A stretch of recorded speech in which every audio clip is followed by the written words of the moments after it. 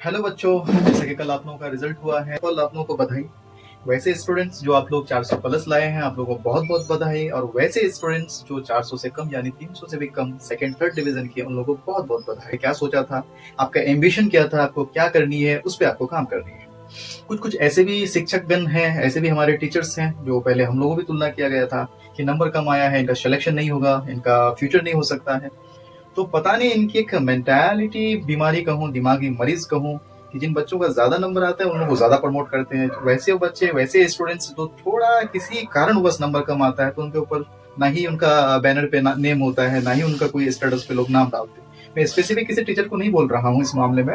Maximum teachers को मैं यही देखता हूँ कि जो रिजल्ट अच्छा करते हैं, वैसे बच्चों का बैनर में नेम भी रहता है, वैसे बच्चों का बैनर में फोटोज भी रहते हैं। इवन मैं यहाँ भी देखा हूँ कुछ कुछ टीचर्स को कि वो मेंशन तक नहीं करते कि इस बच्चे का रिजल्ट कम आया है। तो वैसे बच्चे निराश ना हो, वो लोग वैसा ना सोचे कि हम लोग कुछ भी नहीं कर सकते हैं हमारे लिए, कि हर इंसान को मेहनत करना है। ऐसा नहीं कि हम रुक गए, आज के डेट पे वक्त का जो सही इस्तेमाल किया, उनका कदर वक्त ने किया। अगर आप आज के डेट पे ये निराश हो जाएंगे कि नहीं मेरा तो कम नंबर है, मैं तो ऐसा सोचा था, आप यानी डाइवर्ट हो जाएंगे, है ना। आप ऐसा ना सोचें कि मेरी कम परसेंटेज है, परसेंटाइल कम है, तो मैं कुछ नहीं कर सकता हूँ। बहुत कुछ कर सकते हैं। आपका जो एम्बिशन होगा, आपको एम्बिशन में काम करनी पड़ेगी। और दुनिया होनहार और काबिलियत मेहनती लोगों का ही कदर करती है।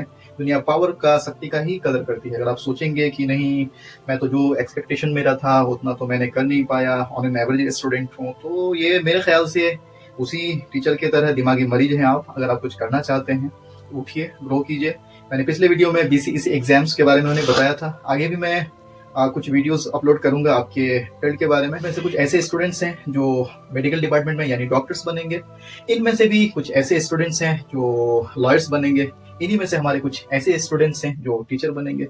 इन्हीं में से हमारे कुछ ऐसे स्टूडेंट्स हैं जो पुलिसकर्मी बनेंगे। तो आपको निराश होने की कोई जरूरत नहीं है। आर्ट्स वाले स्टूडेंट्स, आपके पास बहुत सारे ऑप्शन हैं।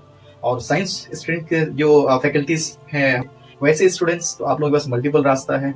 मैंने बीसीसी एक अंडर ग्रेजुएट कोर्स के बारे में बोला था, तो निराश होने की कोई जरूरत नहीं है। आज के दौर पे अगर आप सोचेंगे कि नहीं नंबर के बेस पे बहाली होता है, तो ऐसा तो नहीं होता है, आप लोगों को ही पता है।